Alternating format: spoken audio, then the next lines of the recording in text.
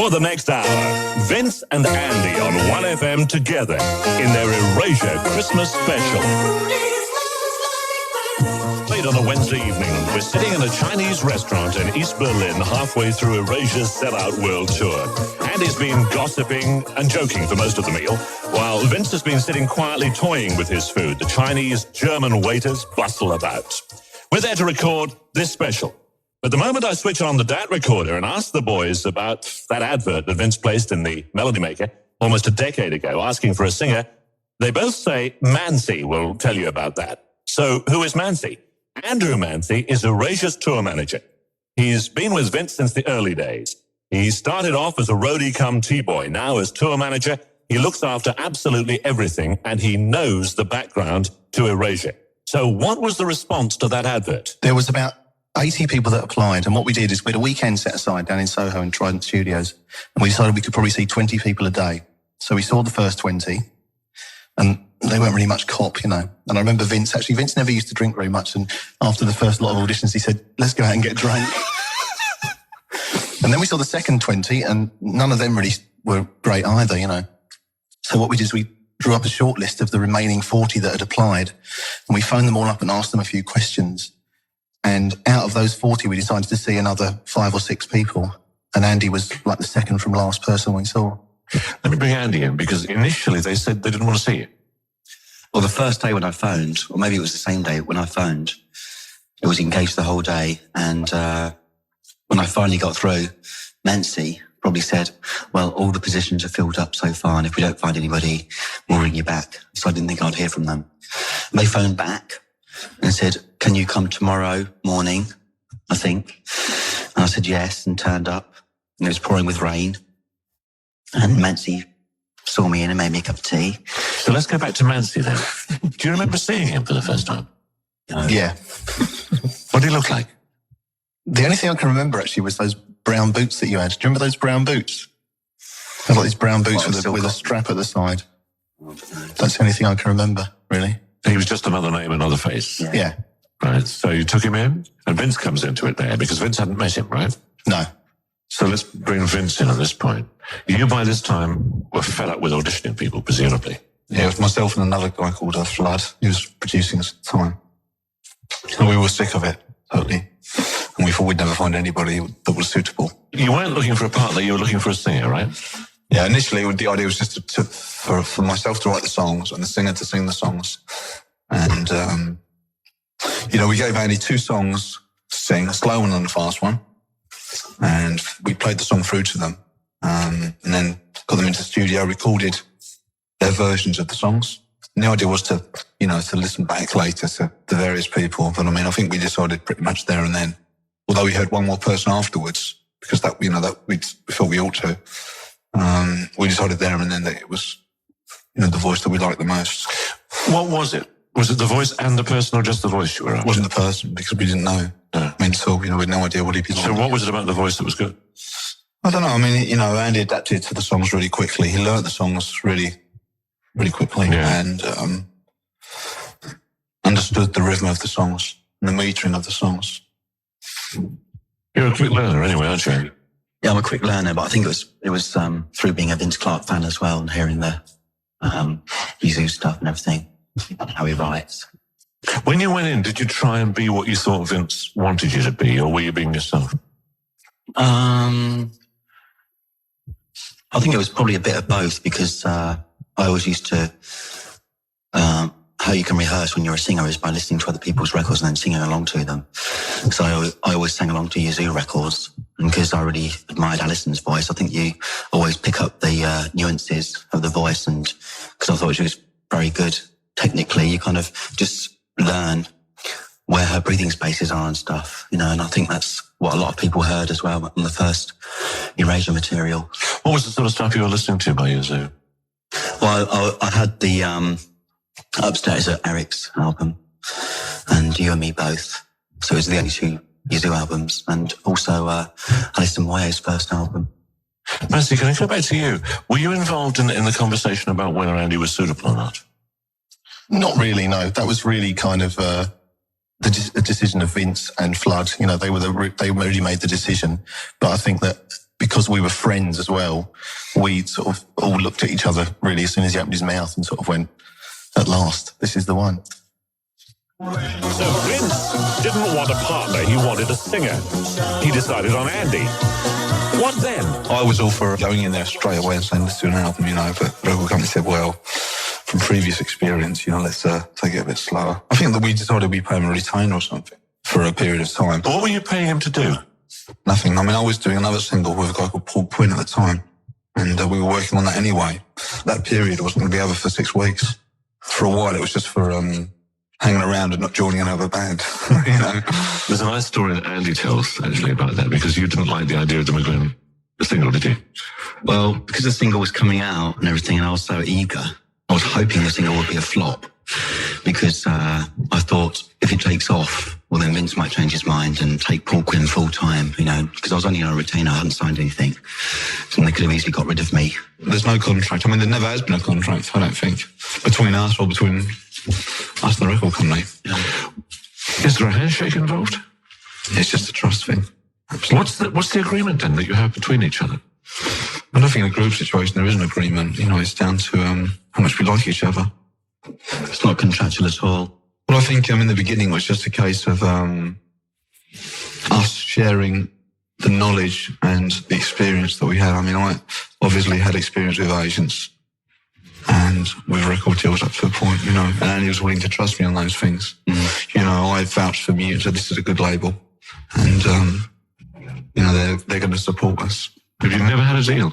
I never had a deal before. I think it was also, I kind of felt like when I first joined Vince that it was like a free meal ticket, and I think for a while I sort of abused it, and maybe that was why the album was a flop. Well, I think I was quite lazy and sort of like I was for a while, not turning up and stuff and sort of like living the good life. I mean, not too bad, but because it's what I always dreamed of, really. But I think as Erasure, as we developed, I think I became more and more responsible. Do you blame yourself for the failure of the first album, do you? I don't blame myself, no, not at all. Maybe the commitment wasn't there as much as Vince would have liked. I think I probably didn't realise my responsibility, like how much it really was. Yeah, I think that's more of a case of not knowing what you had to do and what was involved. I mean, obviously everybody comes into the music business, or to a degree, does expect that, get a single deal, and that's it. Yes, yeah. I thought it would be like overnight success, fantastic, and it was quite a shock when it wasn't. But I think that was, it was a really good thing to happen for me, because, I might have been really awful otherwise. Why? Well, I think because it was kind of like, the whole thing was sort of offered to me on a plate, really. I think if I hadn't gone through the mill and doing the live work for a year, and the single would have sold overnight, then maybe that would have been my impression of what the music industry is. And it's just, if you have a record deal, that's it. You're a golden boy kind of thing. That first album was a disaster. The sales were low, and the two boys lost a lot of confidence. So they launched themselves into a long tour. We'd spent a lot of money on recording. Yeah. And because our agreement with Mute was an informal one and one based on friendship, there were obligations. We felt there were obligations. We couldn't just go and make an album.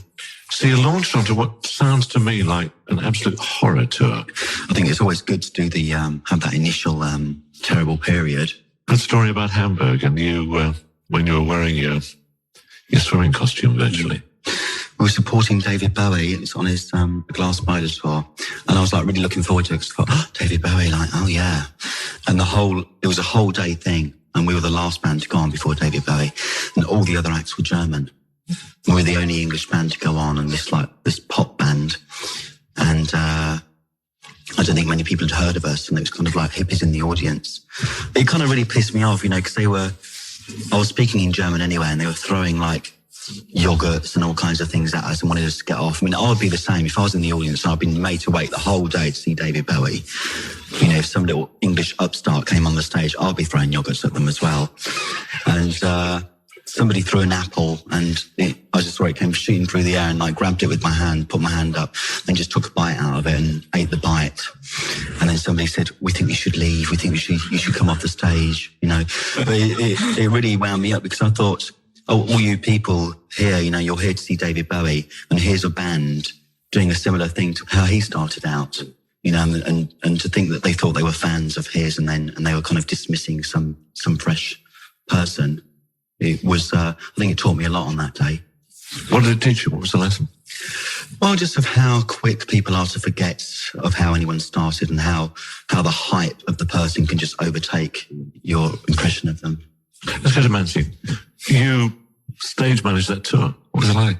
My memories of it are pretty good, actually, I must admit, because it's weird, because like Andy was kind of beginning to do it and learning, and I was learning as well, really, because the only reason I did it was because I was just a mate of Vince's, and Vince said, "Do you fancy driving the van one day?" You know, and I said, "All right then," you know, for want of something better to do. And the thing I remember was 9 times out of 10, they would totally win over the audience, totally win them over. Mm-hmm. So you start off with lots of disinterested people standing there with their pints of lager, and by the end of it, everyone put their beer down and they were dancing.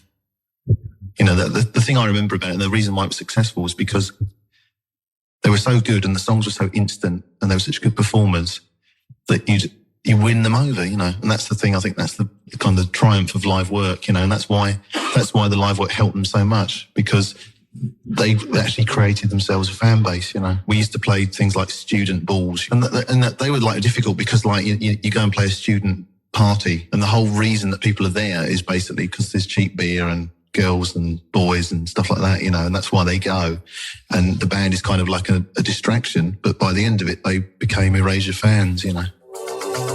A first tour, half-empty halls, lack of response. How did Andy feel about that? You kind of do feel embarrassed, you know, when the hall is empty apart from the bar staff. We're all together, though. It really pulled us together, because it's myself and Andy with a couple of backing singers. We're going, right. Manzi would come back and say, "We'd say, how many people are out there?" He goes, "Well, you know, not many," kind of thing. Or it looks all right. You never believed it until you went on stage and actually saw them. We played one gig in Sheffield, and it was a 500 capacity audience, and there was 80 people there, and all huddled around the front of the stage. And we had this gig, and it almost feels like at the end, you know, you can say to them, "Oh, come on stage. Come on with us, because there's enough room for them all." You know, Is that what you did? well, that's what it was. That's what it felt like afterwards. Did you learn anything about stagecraft, the two of you, from that? I think you learn not to be too cool. Because, you know, you just can't be in those situations. There's no way that you can go out on stage when there's no one watching you and pretend you're the bee's knees. You know, no way. You can't think that you're better than the people there, and you can only like give them a good time if you have a good time yourself, or convince them that you're having a good time. Really, you are a martyr when you do it. You just have to put yourself up there and say, like, you know, if you want to throw darts, that we throw darts. If you want to clap, clap. If you want to dance, dance. 1FM's Christmas Special with Andy and Vince, with Erasure, looking down the years at their past and a little later on to their future. I wondered, when they initially started working together, how difficult it was getting to know each other. I think right from the start, we've just always known how we feel. And it's easier now because, you know, we can relate to each other much better. Yeah. And even from the early days, we were quite personal. Yeah. And, you know, we could tell each other things, you know, about our emotions or how we felt about other people. Yeah. Always. There was a way of breaking down each other's shynesses, you know. I think the thing is as well, when you're going around and doing promotion and doing gigs and stuff, and you're two people stuck in a room, and you know you got to go out on stage, and there's only 80 people in the hall, well then you only have each other, really. What level is that friendship now? Is it total trust? What is it? I wouldn't like to say that we know each other, you know, 100%, because otherwise we all get fed up with each other, you know, and I think we always pull surprises. I think it's knowing where we both come from, you know, and knowing that our intent, it's never a bad intent. It's not selfish either, I don't think. How do you mean? I think whatever decision that you make, that it's always has to be for the two of you and for the band, and not just for your own ego.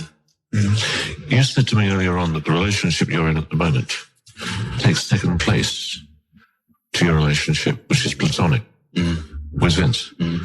True? Yeah, well, I think it has to be, because I think your lover always has to understand that, if they feel like you're ignoring them, and if you have to go to work and be in the studio, or even if you feel like you need a relaxing period from working in the studio or doing live work, and I still feel like I need to be with Vince and go out and have a drink and talk about the work or our next plans, well, then your lover has to be realise that and understand that.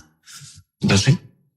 Yeah, I think so, yeah. How about your relationship? I mean, does it work that way with you? In my past, I feel sometimes that I've put too much emphasis on the work and I've let other people down because of it. It's really difficult. You have to find a really understanding person, a really understanding partner, because your work is almost everything. And it isn't everything, but it is almost, it's a difficult thing to describe. But you have to have a really understanding partner. And at last they had a hit. Sometime was in the charts, and Erasure were committed to a series of gigs. So what did they do? We just carried on touring. I mean, when Sometimes was released as a single, and when it charted in the UK, we were still on tour. So we were still into the tour thing. I think we weren't that particularly excited even about Sometimes. We were in France, and we had a gig that was almost sold out, and everyone was getting paid. It was good times. So almost we'd forgotten about records, I think. When they say when somebody comes up to you and says, "Oh yeah, your Sometimes it's been played on the radio and it's like in the top 40," it's almost like somebody coming along and saying, "Oh, your laundry's done. You got clean clothes for tomorrow." You then came back. I mean, Vince had been through this before, and you started Top of the Pops. Was it what you expected it to be? I don't think anything ever is what you expect it to be, because I was always a real Top of the Pops fan and a pop fan anyway, and wouldn't miss it. And then once you're actually on the programme and in the studio, you could be anywhere. It's like being in the town hall in Peterborough or something. Was being a pop star what you wanted it to be? I think so. I was always a pop fan before of Debbie Harry and people, and I thought they were really brilliant and but I never thought of them as untouchable or special beyond belief or anything. And I always felt like I wanted to be a pop star, but I didn't think it was something that was by being a pop star that you're going to be, something incredible to people. What did you want then? I don't know. Maybe it's just the exposure and people hearing your voice. I don't know. Well, Vince, you've been through it before. No, I was really pleased. I mean, I was pleased, obviously. It was, there's a lot of satisfaction in it, because on one hand, you have a whole year and people saying, well, no, this is not going to work and this is shit or whatever. And suddenly people like you, and it is satisfying in that respect, but not like a revenge kind of vibe, Yeah. I don't mean it like that. It's just achievement. It's an achievement, yeah. Now, when did you fall in love with him? I think it was from when we first started working in Trident, recording the Wonderland album. Yeah. Was because I was really intrigued, and I just thought I really wanted to get to know this guy and everything. And I do have quite peculiar taste in people. Thanks a lot. Did you tell him about this or not? Not at first, but I think Vince found out about it. How did you find out about it? I was when he lived in my bed one night, we were on tour. Vince was very affectionate, I must admit. No, he was, I think he said it in an interview, actually, Melody Maker. He's got a nice, cute arse.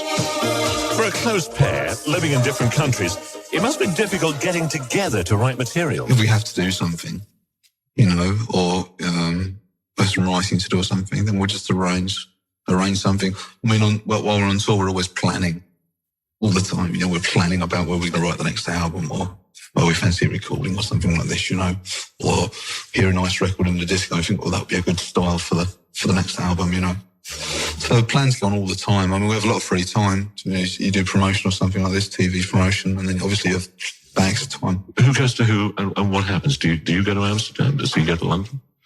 I think usually I'll go to Vince. I think we work 5 till 9 in the morning, probably. Oh, it's probably from 5 till midnight, and then midnight playing till 7 o'clock in the morning. And do you say to yourselves, I'm going to work an 8-hour night, day, or whatever it is? Not writing, we don't. I mean, I wouldn't say. It's quite good, actually, because we'll always, I love it when we finish the song, it's great. We feel, this is the one, we've got the song and then we've got it arranged. Just pack up, we go and have a drink. It's great. How did you create a song? You sit on a synth or what? The last day, mostly piano, and it could be acoustic guitar. Vince will be playing and just playing different chord structures and keep going through and through. And we'll say, oh yeah, that sounds nice. We'll play that again. And he'll play something over and over. And then I'll try and sing a tune on top. And we'll keep singing until we think the tune works. If it's gonna be deliver us to something else. And then once that bit's finished, we'll work on a new chord structure, and whether it's connected to the first one or not. I think you find if you have a good snippet of a song, you can always fit it in somewhere, in a future song or an old song. Let's assume you had the melody together. Where do the words come from, and when are they added? Well, sometimes we decide, we have done in the past, decided what the song is going to be about and then write it round, which is the most difficult thing to do. Mm-hmm. Or otherwise... Why is it difficult, Vince?